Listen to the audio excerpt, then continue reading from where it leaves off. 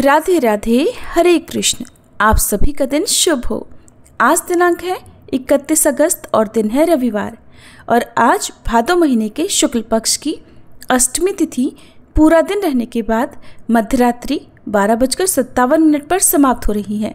और आज है हमारी लाडली श्री राधा रानी का जन्मोत्सव। तो आप सभी भक्तजनों को श्री राधा अष्टमी की भी बहुत बहुत शुभकामनाएं। आज का अध्याय सुनने के बाद अगर आपने हमारे चैनल पर राधा अष्टमी की कथा नहीं सुनी है तो प्लीज सुनना बिल्कुल मत भूलिएगा। चलिए शुरू करते हैं आज का अध्याय। और उससे पहले आपको श्री राधा रानी से जुड़ा एक बहुत सुंदर प्रसंग सुनाते हैं। एक बार की बात है, एक सेठ जी थे और एक गांव में रहा करते थे। भरा पूरा परिवार था। वो बहुत धनी थे। उनके 3 बेटे थे, लेकिन उनकी कोई भी बेटी नहीं थी। इस बात की कमी सेठ जी को बहुत खलती थी। कुछ समय बीता तो एक दिन सेठ जी की पत्नी का देहांत हो गया। समय का पहिया घूमता रहा। समय हुआ तो विवाह योग्य सभी बेटों का विवाह भी कर दिया गया। सेठ जी का अच्छा खासा कारोबार था। दिन भर सेठ जी के बेटे कारोबार संभालते और शाम होने पर अपने बच्चे और अपनी पत्नियों के साथ व्यस्त रहते। सेठ जी की सुनने वाला अब परिवार में कोई नहीं था। कोई भी ऐसा नहीं था जिससे सेठ जी अपने मन की बात कह सुन सके। सेठ जी को शुरू से ही इस बात का बड़ा अफसोस था कि उनकी कोई बेटी नहीं है और अब उनकी पत्नी भी उनके साथ नहीं थी। उनकी पत्नी भी अब उनका साथ छोड़कर जा चुकी थी। सेठ जी के मन में ये कसक और भी बढ़ने लगी कि उनकी कोई पुत्री क्यों नहीं है। एक दिन एक बहुत पहुंचे हुए महात्मा सेठ जी के घर पर आए और उन्हें दुखी देखकर पूछने लगे कि सेठ जी, क्या बात है? तुम्हें किस बात की परेशानी है? तुम इतना दुखी क्यों लग रहे हो? तब सेठ जी ने अपने दुख का कारण उन महात्मा को बताया कि महात्मा जी, मेरी कोई भी बेटी नहीं है। इस कारण से मुझे अपने जीवन में ये अभाव लगा रहता है और मुझे बड़ा अफसोस होता है, बहुत दुख होता है कि मेरी कोई बेटी क्यों नहीं है। अगर मेरी बेटी होती तो वो भी मेरा ध्यान रखती, मेरे मन की बात सुनती, मैं भी उससे अपने मन का बोझ कह सुनकर हल्का कर लिया करता। तब वो पहुंचे हुए महात्मा कहने लगे कि सेठ जी, तुम राधा रानी को ही अपनी बेटी मान लो। हमारे जीवन में जब जिस चीज की कमी होती है तो उसे भगवान ही तो पूरा करते हैं। अब भला बेटी ना होने के कारण तुम इतने परेशान हो। परेशान होने से क्या होगा भला? तुम राधा रानी को एक बार अपनी बेटी मान कर देखो और जब भी तुम्हारा मन चाहे, जब भी तुम उदास हुआ करो, अपने दिल की सारी बात राधा रानी से कर लिया करना और फिर तुम्हें ये अभाव कभी नहीं सताएगा कि तुम्हारी कोई बेटी क्यों नहीं है। महात्मा जी की ये बात सेठ जी को बड़ी अच्छी लगी और फिर उन्होंने ऐसा ही किया। खूब खुश होकर बाजार गए और वहां से राधा रानी की एक सुंदर सी मूर्ति खरीद कर ले आए। उन्हें पहनाने के लिए सुंदर सुंदर पोशाकें भी ले आए। हर दिन वो राधा रानी की मूर्ति को स्नान कराते और उनकी पोशाक बदलते, उनसे खूब सारी बातें करते और फिर हर दिन खुद भोजन करने से पहले राधा रानी को भोग लगाते। सोने से पहले ये उनका नियम बन गया था कि वो राधा रानी के साथ खूब बातें करते, दिन भर की बातें राधा रानी को सुनाया करते। ऐसा करते करते सेठ जी दिल से ही राधा रानी को अपनी बेटी मानने लगे और वो ये भूल ही गए कि उनकी कोई बेटी नहीं है और वे इस एक निर्जीव सी मूर्ति को ही अपनी बेटी मान बैठे हैं। लेकिन भक्ति में मगन सेठ जी को किसी भी बात का आभास नहीं था। उन्हें बस पता था तो ये कि उनकी एक बेटी है जिससे वो हर दिन खूब सारी बातें करते हैं। अब जब तक सेठ जी दिन भर राधा रानी से बात ना कर लें या उनकी पसंद का भोजन राधा रानी को ना खिला लें, उनका मन ही नहीं लगता था। जब तक वह उनसे बात नहीं कर लेते तब तक उनके मन को बड़ी बेचैनी रहती। बहुत सारी बातें करने के बाद, अपने दिल की सारी बातें कहने के बाद ही उनके मन को सुकून आया करता था। एक बार की बात है, सेठ जी के घर पर चूड़ी बेचने वाली एक मनिहारिन आया करती थी और सेठ जी की बहुएं उस मनिहारिन से खरीद कर चूड़ियां पहनती थी। एक दिन वह मनिहारिन चूड़ी बेचने के लिए सेठ जी के घर आई। तब उसने सेठ जी की तीनों बहुओं को उनकी पसंद की चूड़ियां पहनाई। मनिहारिन सेठ जी के घर पर बैठी हुई थी। सेठ जी की तीनों बहुएं तो चूड़ियां पहनकर चली गईं। उनके ही सामने एक छोटी सी कन्या आई और मनिहारिन से कहने लगी कि मुझे भी चूड़ियां पहना दो। खूब सारी रंग बिरंगी। चूड़ी वाली ने सोचा कि शायद सेठ जी के घर पर कोई मेहमान आया होगा, उन्हीं की ये कन्या होगी। तो उसने भी उस नन्ही बालिका को चूड़ियां पहना दी और उसके बाद वो चूड़ी वाली मनिहारिन सेठ जी से पैसे मांगने सेठ जी की दुकान पर पहुंच गई और कहने लगी कि मुझे चूड़ियों के पैसे दे दो। और उसने पहले से अधिक पैसे मांगे तो सेठ जी ने कहा, क्या बात है, तुम हर बार तो इतने रुपए की चूड़ियां पहना कर जाती हो, क्या अब तुम्हारी चूड़ियां महंगी हो गई हैं जो हर बार से अधिक रुपए मांग रही हो? तो मनिहारिन बोली कि नहीं सेठ जी, मैंने चूड़ियों का दाम तो नहीं बढ़ाया, हाँ लेकिन आज मैंने 3 लोगों को नहीं बल्कि 4 लोगों को चूड़ियां पहनाई हैं। सेठ जी ने सुना तो कहने लगे, अरे तुमसे कोई गलती होगी, मेरे घर पर तो चूड़ी पहनने के लिए सिर्फ 3 बहुएं हैं, ये लो तुम 3 बहुओं की चूड़ी के पैसे रखो। मनिहारिन भी कुछ नहीं बोली, सेठ जी से पैसे लेकर चुपचाप अपने घर आ गई। शाम हुई तो सेठ जी दुकान से अपने घर पर आए। आकर उन्होंने सबसे पहले राधा रानी को भोग लगाया और फिर हर बार की तरह दिन भर की सारी बातें राधा रानी से बताई और सो गए। उस रात सेठ जी के सपने में राधा रानी आ गई और बोली, बाबा आपने चूड़ी वाली को मेरी चूड़ी के पैसे क्यों नहीं दिए? जब आप मुझे अपनी बेटी मानते हो तो फिर बताओ मुझे कि आपने मेरी चूड़ी के पैसे मनिहारिन को क्यों नहीं दिए? ऐसा कहकर राधा रानी एक छोटी सी बेटी की तरह, लाडली बेटी की तरह सपने में रोने लगी। ये देखकर घबराहट के मारे सेठ जी की तो आंख खुल गई। अपनी लाडली बेटी को रोता देखकर सेठ जी भी रोने लगे। जब सुबह हुई तो भागे भागे मनिहारिन के घर गए और बहुत सारे सोने के सिक्के उसके पैरों में रख दिए और मनिहारिन से बोला कि बहन, तुम कल सच बोल रही थी कि तुमने कल 4 को ही चूड़ी पहनाई थी और मैंने तो श्री जी को अपनी बेटी माना है।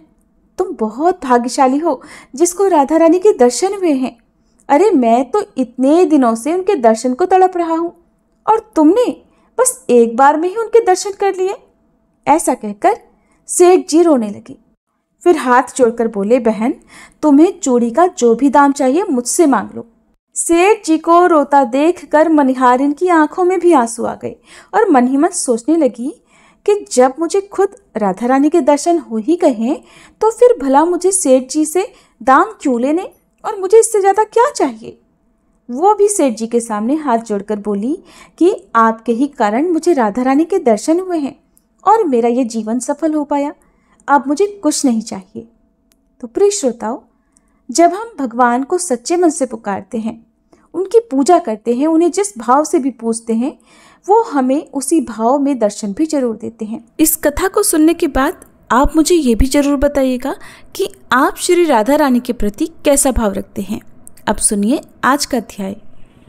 व्यास जी कहते हैं कि इसके बाद बलदेव जी अपने बंधु बांधवों के दर्शन करने के लिए उत्सुक होकर नंदगांव में आए। उस समय संपूर्ण गोप और गोपियां उनसे पहले की तरह मिली जिन्हें वो छोड़कर चले गए थे। बलराम जी ने सबको आदर देते हुए सबके साथ प्रेम पूर्वक वार्तालाप किया। किन्हीं ने उन्हें हृदय से लगाया, कुछ लोगों का उन्होंने गाढ़ आलिंगन किया और कुछ गोप गोपियों के साथ बैठकर उन्होंने हास्य विनोद किया। वहां गोपों ने बलराम जी से अनेकों प्रिय लगने वाली बातें कही। कुछ गोपियां उन्हें देखकर प्रेमानंद में निमग्न हो गई और कुछ दूसरी गोपियों ने ईर्ष्यापूर्वक पूछा। चंचल प्रेम रस के आस्वादन में व्यग्र रहने वाले नागरी स्त्रियों के प्रीतम श्री कृष्ण तो सुख से है ना? क्षणिक अनुराग दिखाने वाले श्याम सुंदर क्या कभी हमारी चेष्टाओं का उपहास करते हुए नगर की महिलाओं के सौभाग्य का मान नहीं बढ़ाते? क्या श्री कृष्ण कभी हमारे गीतों का अनुसरण करने वाले मधुर स्वर को याद करते हैं? क्या वे एक बार भी अपनी माता को देखने के लिए यहाँ आएंगे? या फिर उनकी बात करने से हमें क्या लाभ? कोई दूसरी बात करो। अगर हमारे बिना उनका काम चल सकता है तो उनके बिना हमारा भी चल जाएगा। हमने उनके लिए पिता, माता, भाई, पति और बंधु बांधव किसको नहीं छोड़ दिया। फिर भी वे निष्ठुर रहे, कृतज्ञ नहीं हो सके। लेकिन फिर भी बलराम जी, क्या श्री कृष्ण कभी यहाँ आने के बारे में आपसे बात करते हैं? दामोदर श्री कृष्ण का मन तो नगर की स्त्रियों में आसक्त हो गया है, इसलिए अब हमारे लिए तो उनके दर्शन बड़े दुर्लभ हो गए हैं।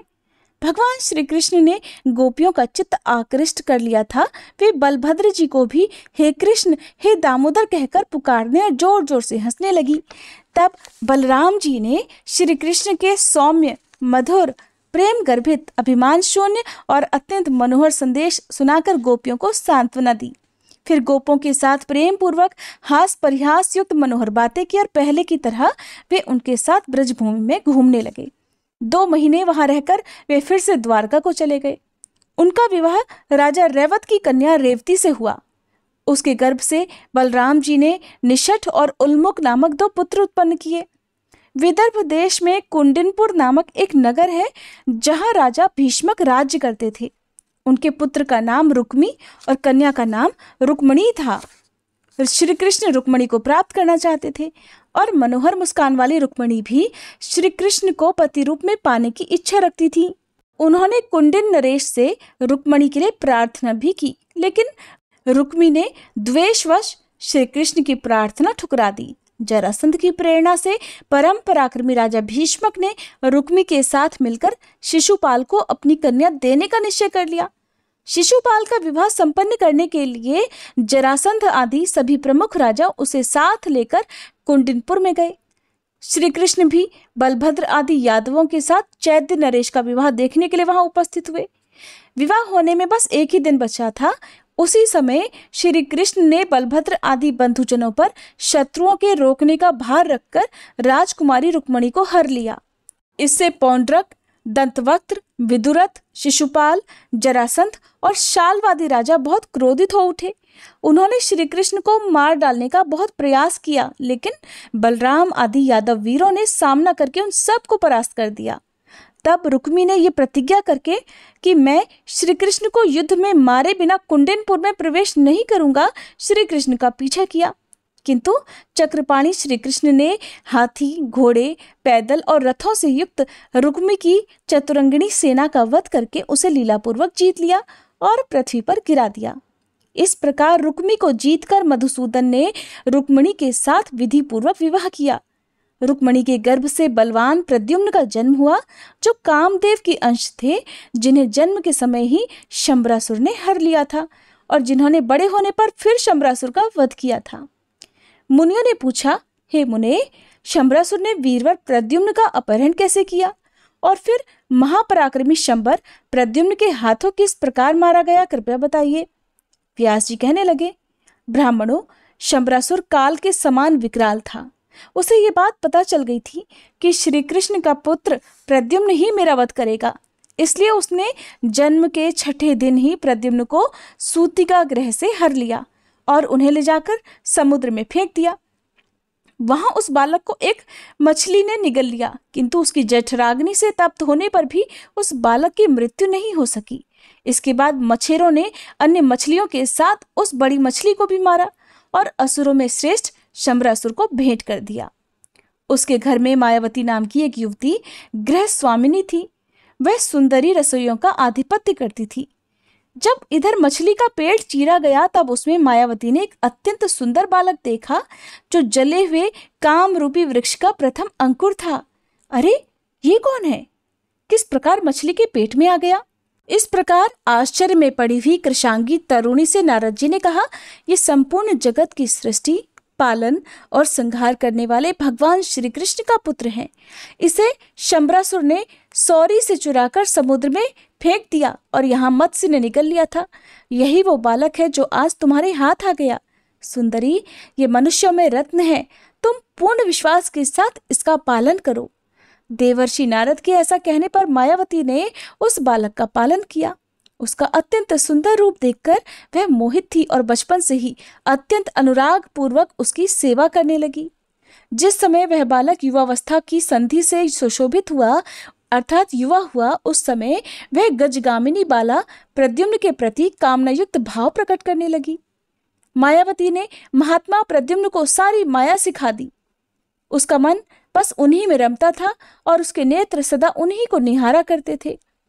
मायावती को अपने प्रति आसक्त होते देख एक दिन कमल नयन प्रद्युम्न ने कहा, तू मातृभाव का परित्याग करके ये विपरीत भावना क्यों करती है? मायावती कहने लगी, तुम मेरे नहीं भगवान श्री कृष्ण के पुत्र हो और तुम्हें काल रूपी शंबर ने चुराकर समुद्र में फेंक दिया था।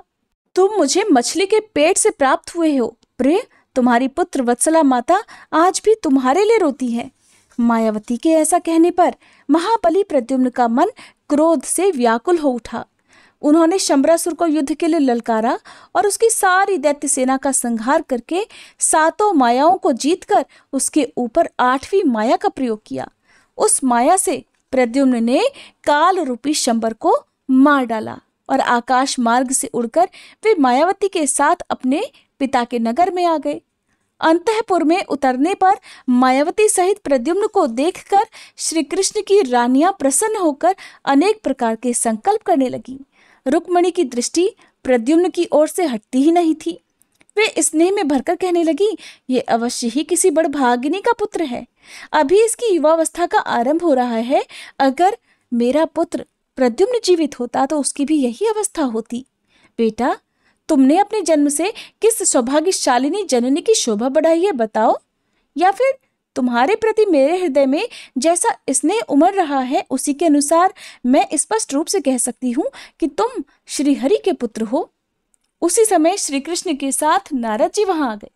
उन्होंने अंतःपुर में रहने वाली रुक्मणी देवी से प्रसन्नता पूर्वक कहा, सुभ्रु, ये तुम्हारा पुत्र प्रद्युम्न ही है। इस समय शंबरासुर को मारकर ये यहाँ आया है। कुछ वर्ष पहले शंबरासुर ने ही तुम्हारे पुत्र को सूतिका ग्रह से हर लिया था। ये तुम्हारे पुत्र की सती पत्नी मायावती है। ये शंबरासुर की पत्नी नहीं है। इसका कारण सुनो। जब शंकर जी के कोप से कामदेव का नाश हो गया, तब उनके पुनर्जन्म की प्रतीक्षा करती हुई रति ने अपने मायामय रूप से शंबरासुर को मोहित कर दिया। देवी, तुम्हारे पुत्र रूप में ये कामदेव ही अवतरित हुए हैं और ये उन्हीं की पत्नी रति है। कल्याणी, ये तुम्हारी पुत्र वधू है। इसमें किसी प्रकार की विपरीत शंका मत करना। ये सुनकर रुक्मणी और श्री कृष्ण को बड़ा हर्ष हुआ। समस्त द्वारकापुरी धन्य धन्य कहने लगी। चिरकाल से खोए हुए पुत्र के साथ माता रुक्मणी का मिलन देखकर द्वारकापुरी के सभी लोगों को बड़ा आश्चर्य हुआ। व्यास जी कहते हैं, रुक्मणी ने प्रद्युम्न के अलावा चारुदेशन, सुदेशन, चारुदेह, सुषेण, चारुगुप्त, भद्रचारु, चारुविंद, सुचारु और बलवानों में श्रेष्ठ चारु नामक पुत्र तथा चारुमती नाम की कन्या को जन्म दिया।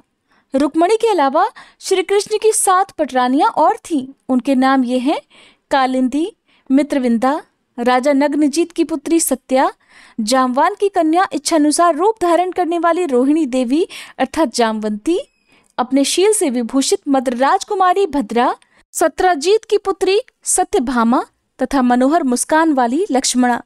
इनके सिवा श्री कृष्ण की 16,000 पत्नियां और थीं।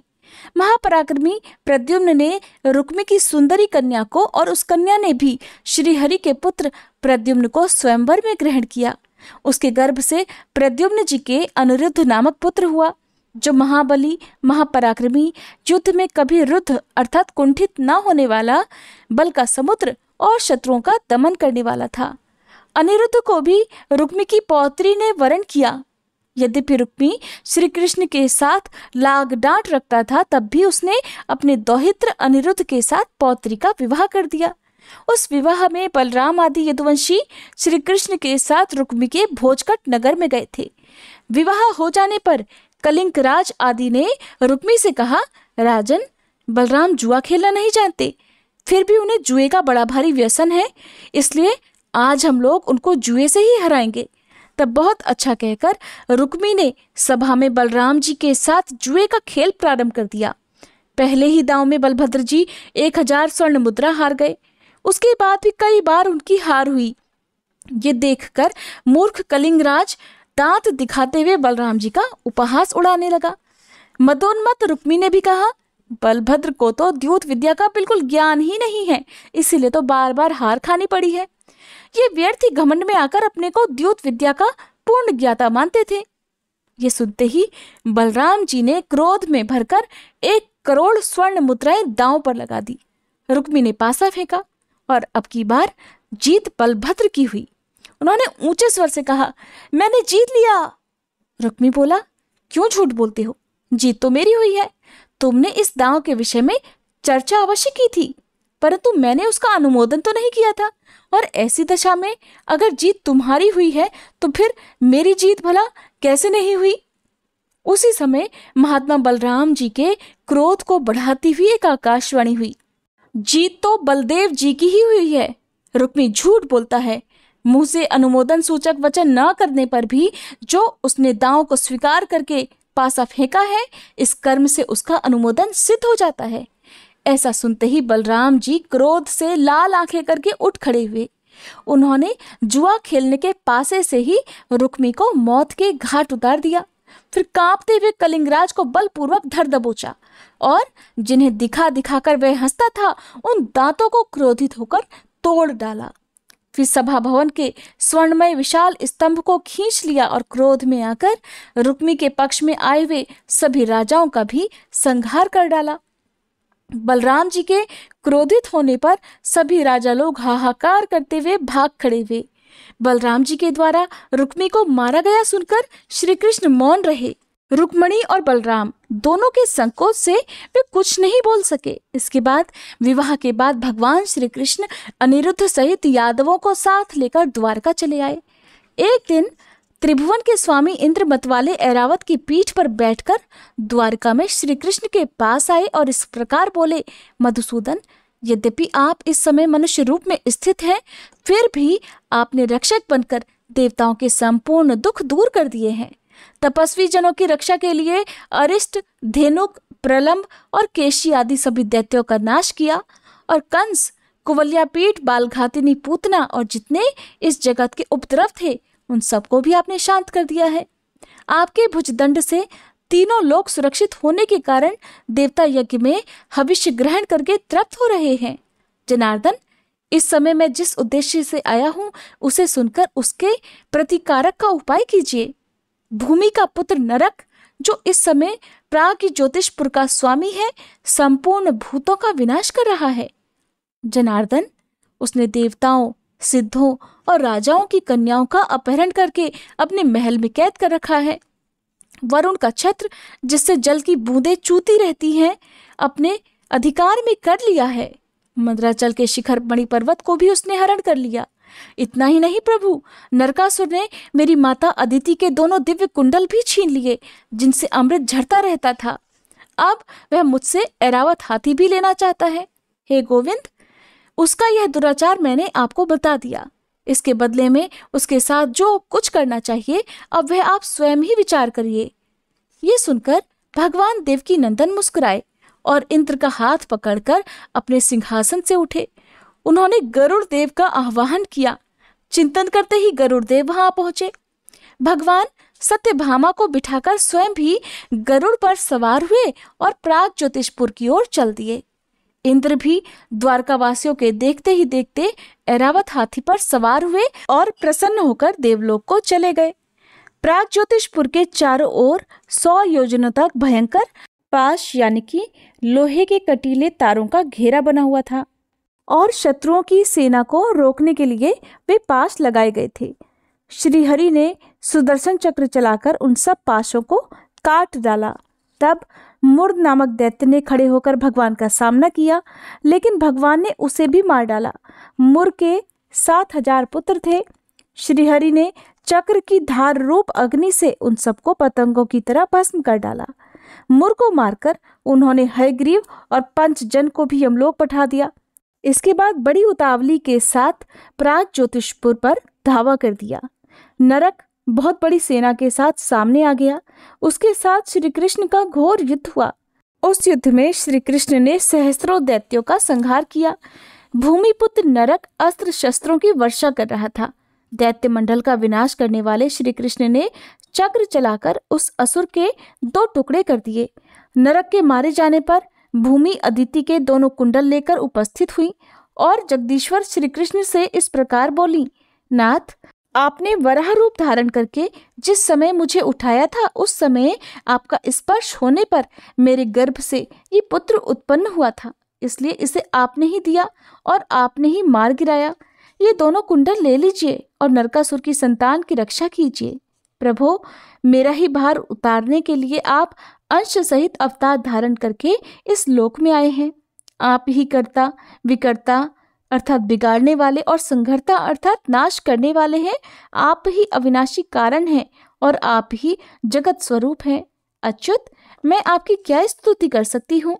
आप परमात्मा, जीवात्मा और अविनाशी भूतात्मा हैं, इसलिए आपकी स्तुति तो हो ही नहीं सकती।